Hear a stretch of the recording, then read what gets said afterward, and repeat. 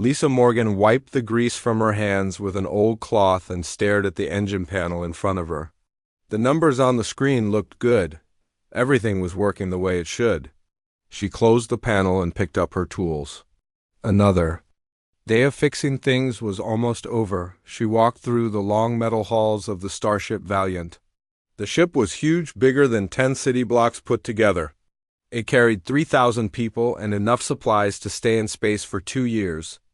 Lisa had been working on this ship for 3 years now. Before that, she worked on other ships for 5 more years. 8 years total of fixing engines, checking systems, and staying out of everyone's way. The other workers called her Liz. They thought she was just another repair person who kept the ship running. They had no idea who she really was. They did not know that she used to be Captain Elizabeth Morgan, the best pilot in human space. They called her Phoenix back then because she could survive anything and always came back from impossible missions, but Captain Elizabeth Morgan was supposed to be dead. The official report said her ship exploded during a secret mission 8 years ago. No body was ever found. The military held a big ceremony and put her name on a wall with other heroes. Her family cried at her funeral.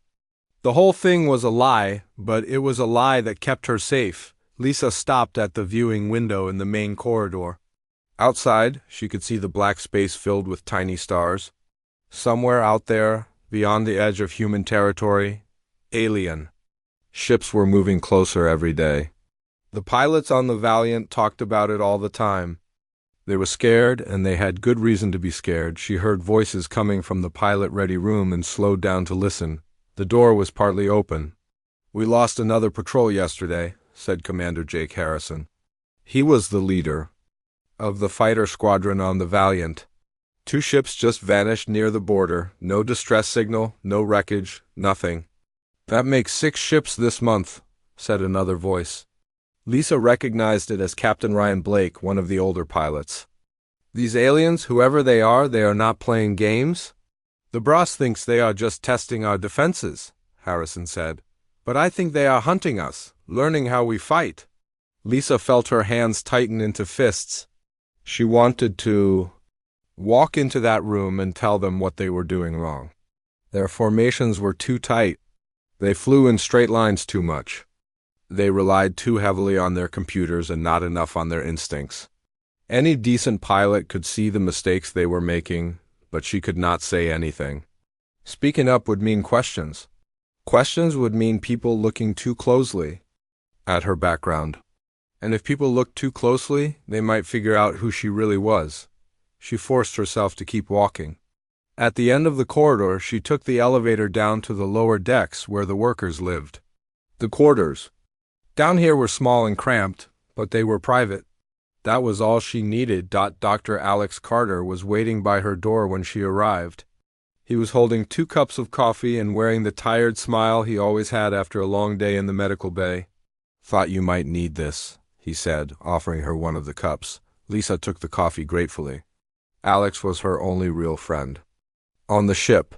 He was kind and smart, and he never asked too many questions about her past. They had been friends for 2 years now, ever since he helped her when she got hurt fixing a plasma conduit. "Rough day?" he asked. "Just the usual," Lisa sighed, opening her door. Fixed 3 engines, replaced some power couplings, checked the life support systems in Section 7. They went into her small room and sat down.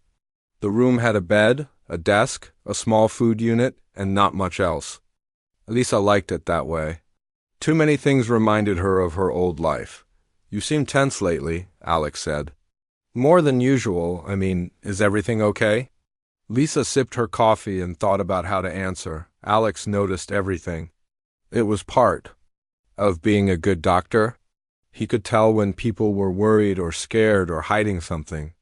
She had been all 3 for the past few weeks. "The alien situation has everyone on edge," she said finally. "Hard not to be affected by it."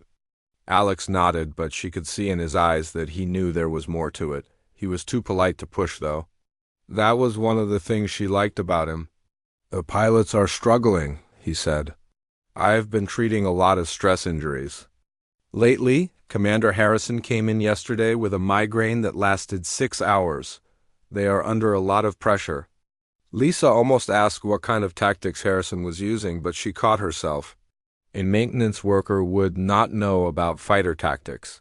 She was supposed to be interested in engines and power systems, not military strategy. "I should let you get some rest," Alex said, finishing his coffee. "We both have early shifts tomorrow." After he left, Lisa sat alone in her room and stared at the wall. On her desk was a small picture of Earth taken from orbit. It was the only personal thing she allowed herself to keep. Sometimes she wondered if she would ever see her home planet again. The next morning, alarms started blaring throughout the ship. Lisa was in the engine room when it happened. Red lights flashed everywhere, and the ship's computer announced that all crew should report to emergency stations. Lisa ran to the nearest information terminal and typed in her access code. What she saw on the screen made her blood turn cold. A massive alien fleet had appeared at the edge of human space. The ships were unlike anything humans had ever seen. They were huge and dark, shaped like giant insects or sea creatures. There were hundreds of them, maybe thousands. They had shown up without warning, as if they had appeared out of nowhere, but that was not the worst part. The worst part was the message they had sent to all human ships and colonies. Lisa read it 3 times before she believed what she was seeing. The aliens called themselves the Vanguard. They said they were an ancient and powerful race that had been watching humanity for a long time. They said humans had interfered with their plans and caused problems for their people. Now they wanted justice. The message demanded that humans surrender 3 specific individuals within 72 hours. If humans refused, the Vanguard would destroy every human colony and ship in space. They would wipe out the human race completely. The message included descriptions of the 3 people they wanted. The first was a government official named Senator Patricia Wells. The second was a scientist named Dr. Jonathan Hayes. The third was described as the pilot humans call Phoenix, who they falsely claim is dead. Lisa felt like someone had punched her in the stomach. Her hands shook as she read the message again. Somehow, these aliens knew she was alive. They knew she had faked her death. And now they were coming for her. All around her, other workers were reading the same message and talking in scared voices. They did not understand what it meant. They did not know that one of the people the aliens wanted was standing right next to them. Pretending to be a simple mechanic. Lisa closed the terminal and walked quickly toward the nearest bathroom. She needed to think. She needed to figure out how these aliens knew about her and what they really wanted. Most importantly, she needed to decide what she was going to do about it. As she walked through the corridors, she could hear the ship's pilots being called to an emergency briefing. Soon, those same pilots would be flying out to face an enemy they could not possibly understand. Many of them would not come back. Lisa thought about the young pilots she had watched training over the past few months. She thought about Lieutenant Amy Foster, who was barely 20 years old and still made mistakes that could get her killed. She thought about all the people on the ship who were counting on those pilots to protect them for 8 years. She had hidden from her past and tried to forget who she used to be. But now her past had found her, and it was threatening to destroy everything she cared about. The emergency meeting was held in the main briefing room. Lisa had never been inside this room before. It was huge, with rows of seats facing a giant screen at the front. All the ship's important people were there. Pilots, engineers, doctors, security officers, and department heads filled every seat. Lisa sat in the back row with the other maintenance workers. She kept her head down and tried to look like she belonged there. Her heart was beating so fast she was sure everyone could hear it. Admiral Kate Sullivan walked onto the stage. She was a tall woman with gray hair and sharp eyes. Lisa knew her. Well, but the Admiral did not know that Lisa was sitting just 50 feet away. 8 years ago, Admiral Sullivan had been Captain Sullivan, and she had been Lisa's mentor and friend. 72 hours, Admiral Sullivan said, her voice carrying clearly through the room. That is how long we have before these aliens attack every human settlement in space. The message was sent to all colonies, all ships, all military bases. There is nowhere to hide. The room was completely quiet. Lisa could see the fear on people's faces. Some of the younger crew members looked like they might cry. The Vanguard want 3 people, Sullivan continued. Senator Wells is already in. Custody on Earth, Dr. Hayes is being located. But the 3rd person they want is supposed to be dead. Captain Elizabeth Morgan, call sign Phoenix, died 8 years ago on a classified mission. Lisa felt sick. Hearing her real name spoken out loud, after so many years, was like being hit by lightning. She looked around to see if anyone was staring at her, but everyone was focused on the Admiral. We do not know how the aliens learned about Captain Morgan, Sullivan said. But their intelligence appears to be very good. They know things about our military that should be impossible for them to know. A pilot raised his hand. Admiral, what if we just tell them the truth? This Phoenix pilot is dead. We cannot give them someone who does not exist. Sullivan shook her head. I do not think they will believe us. And even if they did, they might just pick 3 other people to take her place. These aliens are not interested in negotiations. They want what they want, and they are willing to kill billions of people to get it. Commander Harrison stood up. What are our chances if we fight them? Not good, Sullivan admitted. Our scouts report that their ships are larger and faster than ours. Their weapons are more powerful, and there are a lot more of them than there are of us. So what do we do? Harrison asked. We prepare for battle, Sullivan said. All pilots will be on standby. All weapons will be charged and ready. We will fight them with everything we have, and we will make them pay for every human life they take. The meeting broke up into smaller groups. Lisa tried to leave with the other workers, but Dr. Carter caught her arm. Liz, wait, he said quietly. I need to talk to you. They walked to an empty corridor. Alex looked around to make sure no one could hear them, then turned to face her. I know who you are, he said. Lisa felt the blood drain from her face. I do not know what you mean. Elizabeth Morgan, Phoenix, the greatest pilot in human history. Alex's voice was soft but sure. I have suspected for months, but now I am certain. Lisa wanted to run, but her legs felt like they were made of lead. You are wrong. I am just a maintenance worker. You watched the pilot briefings from the ventilation shafts, Alex said. I have seen you. And when they talk about tactics, you get this look on your face like you want to scream at them? No maintenance worker knows enough about fighter combat to look that frustrated. Lisa stared at him. How long have you known? I started suspecting about 6 months ago. You were helping me repair a damaged fighter, and you pointed out a design flaw in the targeting system that only a pilot would notice. Then last week, when Commander Harrison was talking about the skirmish near Proxima Station, you muttered something about flanking maneuvers under your breath. Lisa closed her eyes. After 8 years of being careful, she had made stupid mistakes because she cared too much about the people around her. Are you going to turn me in? She asked. I should, Alex said.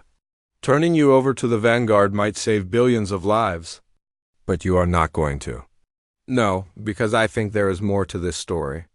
I think you faked your death for a good reason, and I think these aliens want you for reasons that have nothing to do with justice. Before Lisa could answer, alarms started blaring again. The ship's computer announced that all pilots should report to their fighters immediately. Enemy ships had been detected approaching the valiant Lisa, and Alex ran to the nearest observation deck.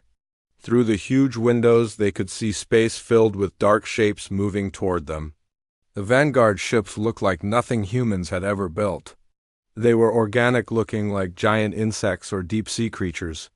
Some were as big as city blocks. Others were smaller but moved with frightening speed. The Valiant's fighters launched from the hangar bays. Lisa counted 24 ships, including Commander Harrison's squadron. They looked tiny compared to the alien vessels approaching them. This is not a full attack, Lisa said, watching the enemy formation. It is a probe. They are testing our defenses to see how we fight. How can you tell? Alex asked. Look at their formation. They are spread out too much for a real attack. And they only sent about 50 ships. If they wanted to destroy us, they would send 10 times that many. The battle began badly for the humans. The vanguard ships moved in ways that seemed impossible. They could turn without slowing down, change direction instantly, and accelerate faster than anything that size should be able to move. Lisa watched in horror as the alien ships tore through the human formation. Commander Harrison was shouting orders over the radio, but his pilots were scattered and confused. Within minutes, 3 human fighters had been destroyed. "They are flying in straight lines," Lisa muttered. "Why are they flying in straight lines against enemies that can turn like that?" Lieutenant Amy Foster's voice came over the radio, high with panic. "Commander, I cannot shake this one." "It is right behind me."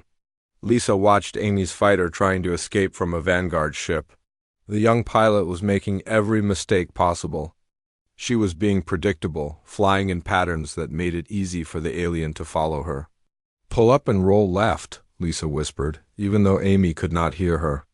"Then dive and come around behind him." But Amy did not pull up. She kept flying straight, making herself an easy target. The vanguard ship fired, and Amy's fighter exploded in a ball of fire. Lisa felt something break inside her chest. Amy had been a good kid, eager to learn and always trying to help other people. Now she was dead because no one had taught her how to fight enemies like this. "I have to tell them," Lisa said. "Tell them what?" Alex asked. "How to fight these ships? How to stay alive? They are going to get slaughtered if someone does not help them." "You mean if you do not help them?" Lisa nodded. "But if I do that, everyone will know who I am." Another pilot died while they watched. Then another. Commander Harrison's voice over the radio was getting more desperate as his squadron fell apart. The vanguard ships began to pull back. They had learned what they came to learn. In 15 minutes, they had destroyed 6 human fighters and damaged 4 more. Only 2 alien ships had taken any damage at all. Lisa and Alex watched the surviving human fighters limp back to the Valiant. Half of Harrison's squadron was gone. The pilots who came back looked shocked and beaten. "They will attack again soon," Lisa said. "And next time it will be the real thing. Hundreds of ships, maybe thousands. So what are you going to do?" Lisa thought about Amy Foster, barely 20 years old and full of dreams about exploring the galaxy. She thought about all the other young pilots who would die in the next attack if nothing changed. "I'm going to do something stupid," she said. Admiral Sullivan was in the command center when Lisa arrived. The admiral was studying battle reports and damage assessments. She looked tired and worried. Dr. Carter was with Lisa. He had insisted on coming, saying that she would need someone to back up her story. "Admiral Sullivan?" Lisa said. Sullivan looked up, annoyed at being interrupted. "What do you want? I am very busy right now." "I know why the Vanguard want the Phoenix pilot," Lisa said. "I know because I am her." The command center went completely quiet. Every person in the room stopped what they were doing and stared at Lisa. Admiral Sullivan's face went through several expressions very quickly. Surprise, disbelief, recognition, and finally anger. "That is impossible," Sullivan said. "Elizabeth Morgan died 8 years ago." "No, she did not. She faked her death because she discovered something that would have gotten her killed if she stayed alive officially." Lisa pulled off the cap she always wore and let her hair down. Without the grease stains and work clothes, without the tired posture she had practiced for 8 years, she looked different. She looked like the pilot she used to be. Admiral Sullivan stared at her for a long moment. "Elizabeth?" "Hello, Kate," Lisa said. "I'm sorry I let you think I was dead." Sullivan was quiet for several seconds. Around them, the command center staff whispered to each other in amazement. "Why?" Sullivan asked finally. "Why did you fake your death? Why did you let us all mourn you?" "Because 8 years ago I discovered that our own government had made a deal with an alien faction," Lisa said. "They were trading human colony locations for advanced technology. When I tried to report it, the command center filled with noise as reports came in from all over human space. The Vanguard fleet was massive. Thousands of ships were moving toward human colonies and military bases. The attack had begun. Admiral Sullivan grabbed Lisa's arm. "I need to think about this." "Security, take her to quarters and keep her there." Kate, you cannot lock me up now, Lisa said.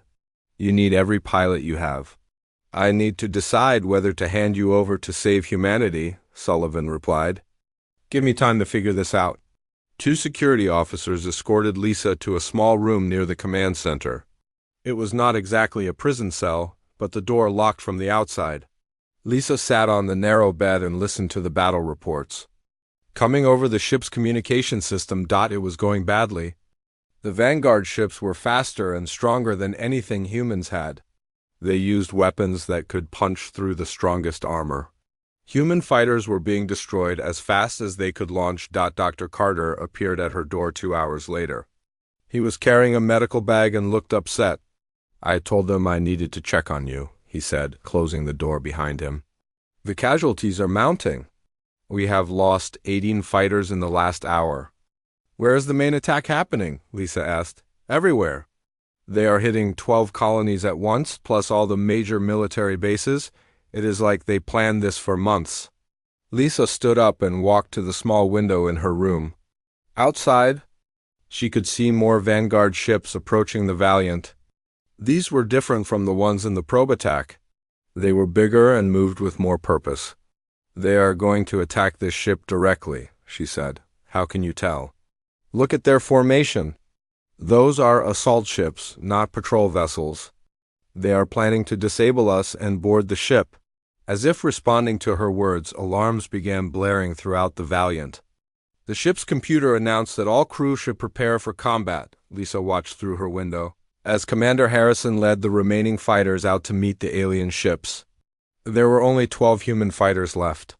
The Vanguard had brought 40 ships for this attack. The battle started immediately.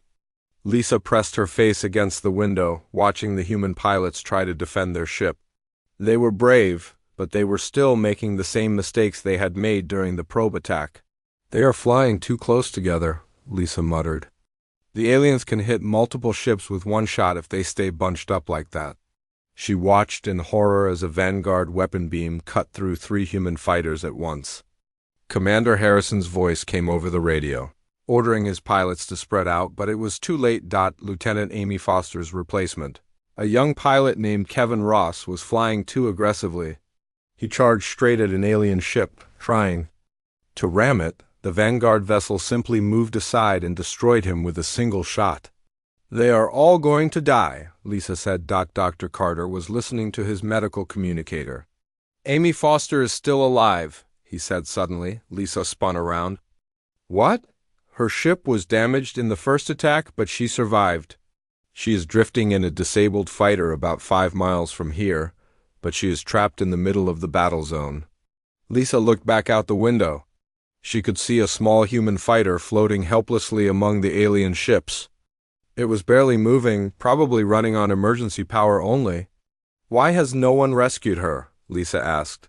Because anyone who tries will be shot down before they get close, Carter said. Commander Harrison wants to attempt a rescue, but Admiral Sullivan ordered him to defend the ship instead. Lisa watched as more human fighters were destroyed. Soon there would be no one left to attempt any rescue at all. I need to get out of here, she said. Lisa, they will shoot you if you try to escape. Then help me. Carter stared at her. You want me to help you break out of detention? I want you to help me save Amy Foster and everyone else on this ship. How? Lisa pointed at his medical bag. Do you have any sedatives in there? Yes, but I'm not going to drug the guards. Not them, me. Carter looked confused. I do not understand. Give me something that will make me look sick, really sick. Sick enough that you have to take me to the medical bay immediately. Carter thought about it for a moment, then opened his bag. This will make you feel terrible for about an hour. Nausea, weakness, difficulty breathing, are you sure? Do it. 5 minutes later, Lisa was on the floor of her room, looking like she was dying. Carter called for help, and the guards opened the door immediately. She collapsed, Carter said. I think she is having some kind of allergic reaction. I need to get her to medical right away. The guards helped carry Lisa through the corridors. She kept her eyes mostly closed but watched where they were going. When they passed a maintenance shaft that she knew led to the hangar bay, she suddenly got much sicker. "Stop," she gasped. "I need to throw up." Carter helped her to a bathroom while the guards waited outside. Inside the bathroom, Lisa quickly climbed into the maintenance shaft while Carter made retching noises to cover the sound. "Tell them I passed out?" she whispered before disappearing into the shaft. Lisa crawled through the maintenance tunnels as fast as she could. She knew these passages better than anyone on the ship. For 3 years, she had used them to move around without being seen. The hangar bay was chaos when she arrived. Damaged fighters were being brought in while new ones were being prepared for launch. Mechanics and pilots ran in all directions, trying to keep up with the battle. Lisa found the oldest fighter in the bay, a Mark 7 that had seen better days. It was not the fastest or the strongest ship, but she knew how to fly it better than any pilot alive. She climbed into the cockpit and started the engines. The fighter's computer asked for her authorization code. Lisa typed in a sequence she had memorized years ago but never thought she would use again. "Welcome back, Captain Morgan," the computer said. "All systems ready." Lisa taxied the fighter toward the hangar bay doors. Around her, mechanics and pilots stared in confusion. They did not recognize her, but they could see that someone was stealing a fighter. "Stop that ship," someone shouted. But before anyone could react, Admiral Sullivan's voice came over the hangar bay speakers. "Let her go," Sullivan said. "Clear." The launch bay, Lisa smiled. Kate had always been smart. She had figured out what Lisa was planning and decided to let her try. The hangar bay doors opened, and Lisa shot out into space. The battle was all around her. Alien ships fired their terrible weapons while the few remaining human fighters tried to stay alive. Lisa's ship felt different from what she remembered. It had been 8 years since she had flown a fighter, and her reflexes were rusty. But as she moved through the battle zone, muscle memory began to take over. She spotted Amy Foster's disabled fighter floating near 3 Vanguard ships. The aliens seemed to be studying the damaged human vessel, probably trying to learn about human technology. Lisa dove toward them, her finger on the trigger. The first alien ship never saw her coming. Her shot hit it perfectly, disabling its engines, without destroying it completely. The second ship turned to face her, but Lisa was already moving, rolling and diving in patterns that confused its targeting system. Commander Harrison's voice crackled over the radio. "Unknown fighter, identify yourself." "This is Phoenix," Lisa said. "I'm going to get Amy out of there." There was silence on the radio for a moment. Then Harrison spoke again, his voice filled with amazement. "Phoenix? The Phoenix? But you are supposed to be dead." "I got better," Lisa said, destroying the second alien ship with a perfectly placed shot, the third Vanguard. Vessel was larger and more dangerous than the others. It began firing at Lisa with weapons that lit up space like lightning. Lisa flew her old fighter like it was part of her body, dodging beams that could have cut her ship in half. "Amy, can you hear me?" Lisa called on the emergency frequency. "Yes," came a weak voice, "but my ship is dead. I cannot move." "I'm coming to get you. Be ready to transfer to my ship." "There is no room for 2 people in a Mark 7 fighter." "We will make room." Lisa destroyed the third alien ship and pulled alongside Amy's disabled fighter. She opened her cockpit and helped Amy climb into the cramped space behind her seat. It was not comfortable, but it would work. As they pulled away from the wreckage, more Vanguard ships appeared. These were the biggest ones Lisa had seen yet, and they were heading straight for the Valiant. "Phoenix, you need to get back here now," Harrison said over the radio. "We have incoming capital ships." Lisa looked at the approaching alien vessels and felt her heart sink. There were 12 of them, each one larger than the Valiant itself. The human ship would not be able to fight them all. "Jake, get everyone away from the ship," she said. "Those things are going to tear the Valiant apart. We cannot abandon the ship. There are 3,000 people on board." Lisa watched the alien capital ships move into attack position. In a few minutes they would start firing, and the Valiant would be destroyed. Everyone she cared about would die, unless she could give them something else to think about. "Amy," Lisa said, "hold on tight. We are about to do something very stupid." She turned her fighter toward the largest of the alien capital ships and pushed the engines to maximum power. Behind her, Amy Foster held on for her life as they accelerated toward what looked like certain death. "Phoenix, what are you doing?" Harrison shouted. "Buying you time," Lisa replied. "Get ready to run." A massive alien ship stopped moving toward the Valiant. Lisa's challenge had gotten their attention. All 12 capital ships turned to face her tiny fighter. She felt like a mouse challenging a pack of wolves. "Phoenix, get out of there," Commander Harrison said over the radio. "You cannot fight all of them. I am not planning to fight all of them," Lisa replied. "Just their leader." A new voice came over the communication system. It was deep and strange, clearly not human.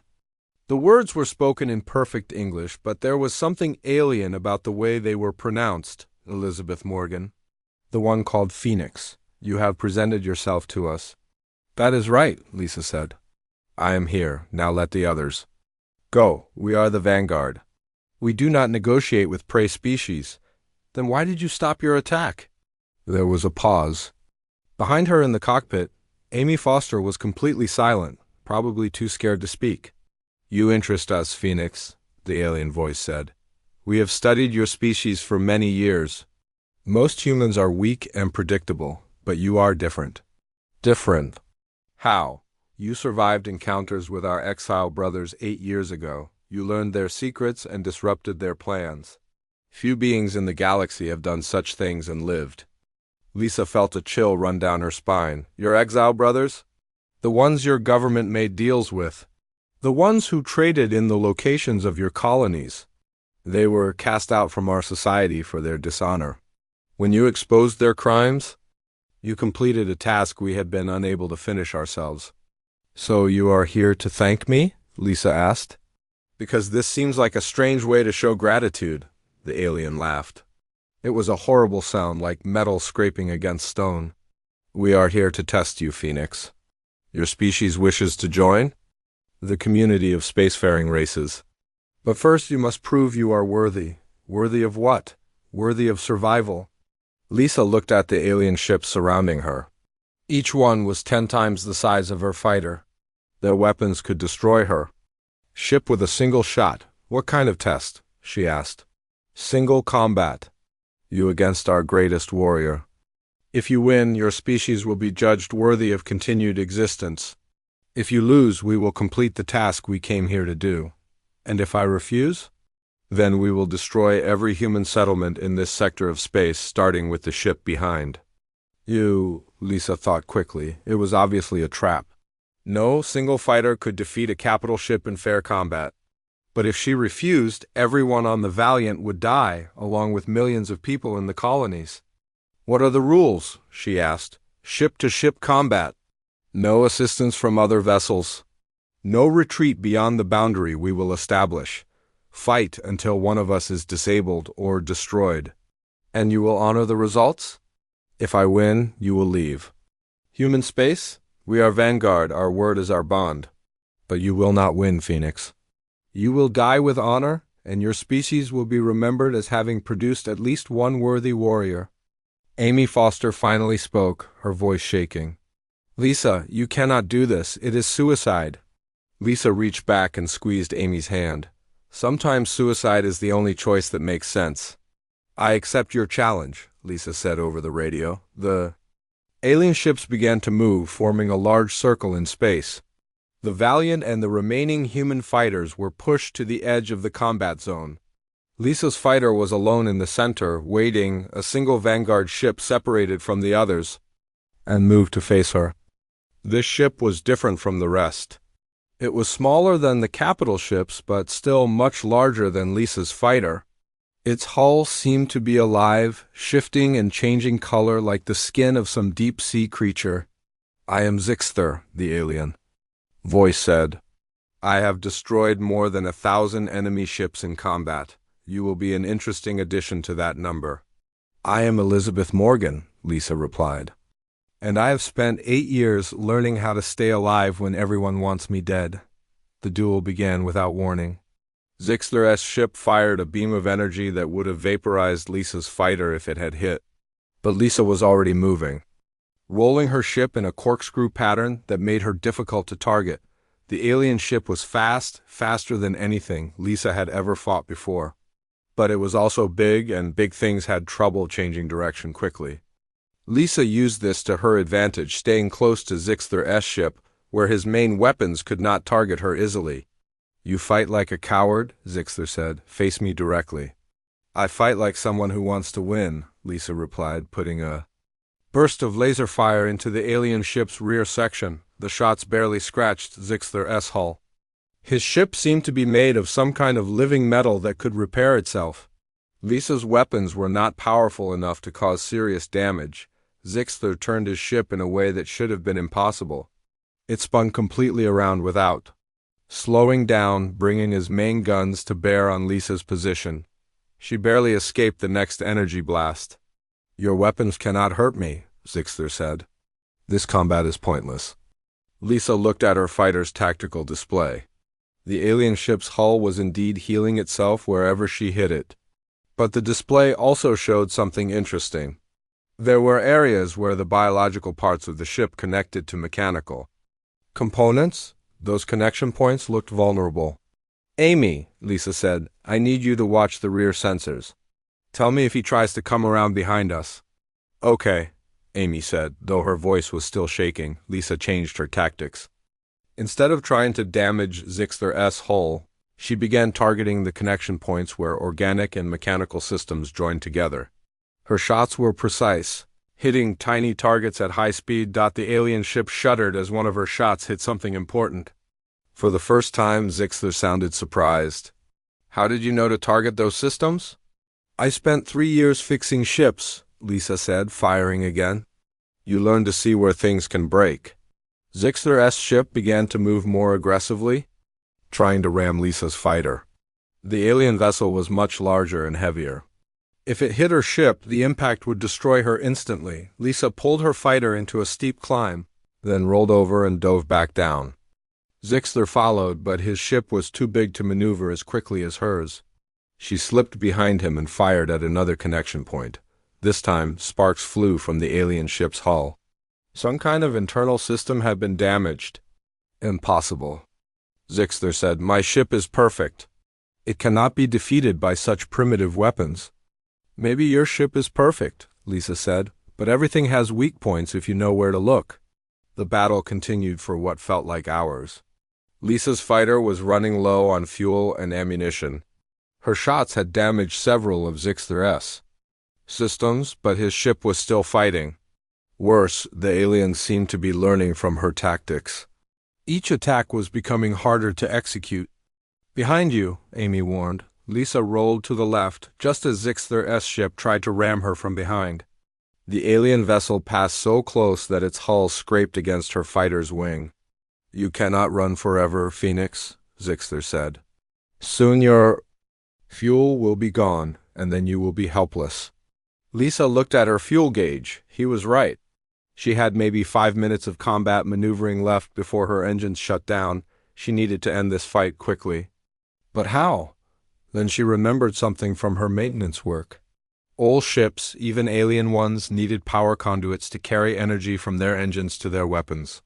If those conduits were damaged, the weapons would fail. "Amy, hold on tight," Lisa said. "We are going to try something that will either save us or kill us." Lisa turned her fighter directly towards Zixthar's ship and accelerated to maximum speed. It looked like she was planning to ram him, and the alien moved to avoid the collision. But at the last second, Lisa rolled her ship and fired everything she had at the power conduits running along Zixthar's hull. Her shots hit the alien ship's main power distribution system. Just as she flew past, Zixthar's ship went dark. All its lights went out and its weapons stopped firing. The alien vessel began to drift helplessly in space. "Impossible," Zixthar's voice said over the radio, but now it sounded weak and distorted. "How did a primitive fighter defeat my ship?" Lisa brought her fighter around to face the disabled alien vessel. She could have destroyed it completely, but something made her hesitate. "Because we humans do not just rely on having the best technology," she said. "We use our brains." There was silence on the radio for a long moment. Then Zixter spoke again, and this time there was something like respect in his voice. You have won, Phoenix. According to our laws, your victory means your species has proven its worth. Does that mean you will leave us alone? It means much more than that, Zixter said. It means we offer you membership in the Galactic Council. You have shown that humans possess the two qualities we value most, courage and wisdom. Lisa stared at the disabled alien ship. Wisdom? You could have destroyed me after you disabled my ship. Instead, you chose mercy. That is wisdom. All around them, the Vanguard fleet began to power down their weapons. The battle was over, and somehow, impossibly, the humans had won. Lisa's fighter drifted in the silence of space. Around her, the massive Vanguard fleet hung motionless, their weapons powered down. She could hardly believe what had just happened. She had won. Somehow, she had actually won. Lisa, Amy Foster whispered from behind her. Is it really over? I think so, Lisa replied, but she was still watching Zixter's disabled ship. She did not trust the situation yet. The alien commander's voice came over the radio again. Phoenix, you have questions. This is natural. Your species knows little about the galaxy beyond your small corner of space. I have a lot of questions, Lisa said. Starting with why you really came here. The galaxy is a dangerous place, Zixter explained. There are many species that would destroy humanity simply because you are young and weak. The Galactic Council exists to protect worlds that show promise. So this was all a test? Yes, but not an easy one. Many species have failed this test and been judged unworthy of protection. Your people succeeded because of you. Lisa looked at her fuel gauge. She had about 2 minutes of power left before her fighter would be completely dead in space. I need to get back to my ship, she said. Of course, we will escort you safely back to your fleet. 2 smaller Vanguard ships moved alongside Lisa's fighter, guiding her toward the Valiant. As they flew, Lisa could see the human ship clearly for the first time since the battle began. It had taken some damage, but it was still in one piece. The hangar bay doors opened as they approached. Lisa brought her fighter in for a landing that was not quite as smooth as she would have liked. 8 years away from the cockpit had made her rusty, but she was alive, and so was Amy. Admiral Sullivan was waiting in the hangar bay along with Commander Harrison and Dr. Carter. They all looked shocked to see her climb out of the fighter in one piece. Elizabeth, Admiral Sullivan said, walking over to embrace her old student. I cannot believe you did that. I can't believe it either, Lisa admitted. Amy Foster climbed out of the fighter behind her. Looking pale but unharmed, Dr. Carter immediately began checking her for injuries, while other medical staff took care of the remaining pilots who had been wounded in the battle. So what happens now? Commander Harrison asked, Are they really going to leave us alone? Before Lisa could answer, an announcement came over the ship's communication system.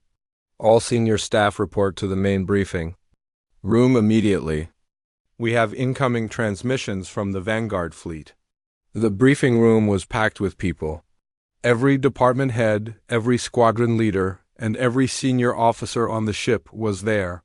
The main screen showed space outside the ship where the Vanguard fleet waited peacefully. Admiral Sullivan stood at the front of the room. Ladies and gentlemen, we are about to make first official contact with an alien civilization. I want everyone to remember that what we say and do in the next few hours may determine the future of our entire species. The screen changed to show the interior of a Vanguard ship. Zixter appeared on screen, but he looked different now. His armor was more decorative, less warlike. Behind him stood other aliens who seemed to be advisors or officials. Greetings, humans of the ship Valiant, Zixter said. I am Commander Zixter of the Vanguard Third Fleet. I speak for the Galactic Council in this matter. Admiral Sullivan stepped forward. I am Admiral Kate Sullivan, commander of this vessel. We are honored to meet you, though I wish it had been under better circumstances. The circumstances were necessary, Zixter replied. Your species has reached a point where you must either join the galactic community or be destroyed by it.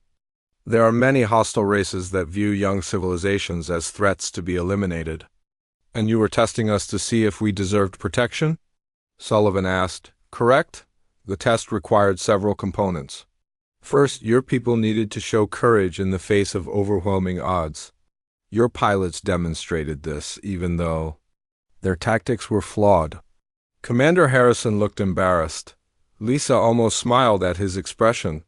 Second, Zixter continued, we needed to see if humans possessed the wisdom to choose mercy over vengeance. The pilot called Phoenix showed this when she spared my life after defeating me in combat. What about the third person you demanded? Sullivan asked. Senator Wells and Dr. Hayes? They were never in real danger. We needed to test whether your government would sacrifice individuals to save the majority. They passed this test by refusing to hand over innocent people, even under extreme pressure. Lisa felt a wave of relief. She had wondered about the other two people the Vanguard had demanded. So what happens now? Sullivan asked. Now, if you choose to accept it, humanity will be granted membership in the Galactic Council. You will have access to advanced technologies, trade agreements with dozens of civilizations, and protection from hostile species. The room buzzed with excited conversations. This was beyond anything humanity had ever dreamed of. What would membership require of us? Sullivan asked. You would need to establish a unified planetary government within 50 years. You would need to contribute ships and personnel to the Council's peacekeeping forces. And you would need to prove that your species can work together with very different forms of life. Zixter paused, then looked directly at Lisa through the screen. We would also like to offer Captain Morgan a position as humanity's first ambassador to the Council. Her actions today have earned her great respect among our people. Everyone in the room turned to look at Lisa. She felt her face turn red under all the attention. I am honored, she said, but I am not sure I am the right person for that job. Why not? Zixter asked. I have spent the last 8 years hiding from responsibility. I'm not sure I am ready to represent my entire species. That is exactly why you are the right choice, Admiral Sullivan said. You understand what it means to sacrifice for others? You proved that today. Lisa thought about it. For 8 years, she had been running from her past and avoiding her responsibilities. Maybe it was time to stop running and start moving forward. Can I have some time to think about it? She asked. Of course, Zixter said. The Council is patient. We have waited millions of years for species like yours to develop. We can wait a little longer for your answer. The transmission ended and the briefing room erupted in discussions. Everyone was talking at once, trying to understand what this meant for humanity's future. Lisa slipped out of the room quietly. She needed to think, and she could not do that with so many people around her. She found herself back in the maintenance section of the ship, in the small room where she had lived. For 3 years, Dr. Carter was waiting for her there. I figured you would come here, he said. This used to be simple, Lisa said, sitting on her narrow bed. Fix engines, check systems, stay out of trouble. Now they want me to be an ambassador to alien civilizations. What do you want to do? Lisa looked around the small room. It had been her refuge for so long, the place where she could hide from the world and its problems. But she realized that she did not want to hide anymore. I want to accept, she said, but I want to do it right this time. No secrets, no lies, no faking my death when things get complicated. That sounds like a good plan. Will you come with me to the Council? They will need doctors who understand humans, Carter smiled. I thought you would never ask. 3 months later, Lisa stood on the bridge of a new ship. It was not a human ship or a Vanguard ship, but something built by the Council using technology from a dozen different species. It was beautiful and strange, with corridors that curved like living things and windows that showed space and colors human eyes had never seen before. Amy Foster was her pilot. The young woman had requested the assignment, saying she wanted to learn from the best. Commander Harrison had also joined the crew, along with several other humans who wanted to be part of humanity's first diplomatic mission to the stars. Ambassador, Amy said from the pilot's seat, we are approaching the Council station. Lisa looked out the window at their destination. It was enormous, easily the size of a small moon. Ships from hundreds of different worlds came and went from its docking bays.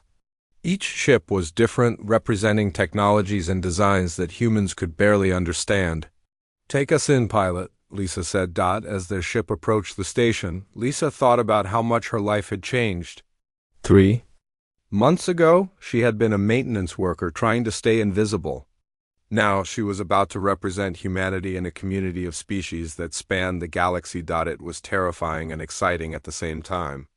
"Lisa," Dr. Carter said, joining her at the window, "are you ready for this?"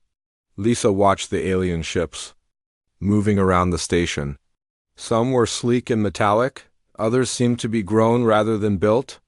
She saw creatures that looked like jellyfish floating through space under their own power, and ships that appeared to be made of crystallized light.